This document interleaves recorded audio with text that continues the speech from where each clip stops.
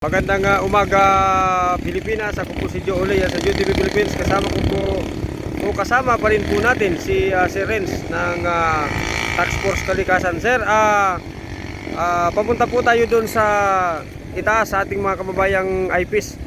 Ano ho ang masasabi ninyo tungkol dito sa ating mga kabundukan na puro na ho kalbo? So ano ho ang ating kampanya pa rin dito sa ating para mapaabot natin sa ating gobyerno, sir?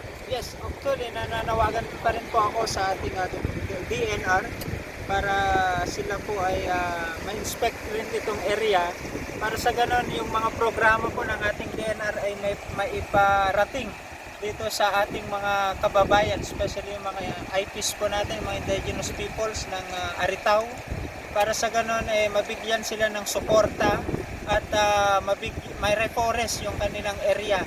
Kasi kung natitignan ninyo, kalbo na talaga yung mga bundok, kailangan talagang suportahan ito para sa ganun maprotektahan naman nila yung kanilang mga ancestral domain at ito ay maibalik sa dating anyo at mas maraming gagawing proyekto kagaya ng tree planting, yung suporta ng mga iba't ibang ahensya, yung Department of Agriculture, para maisaayos yung kanilang kabuhayan dito sa kanilang bawat lugar, especially dito sa Aritaw, Nueva Vizcaya.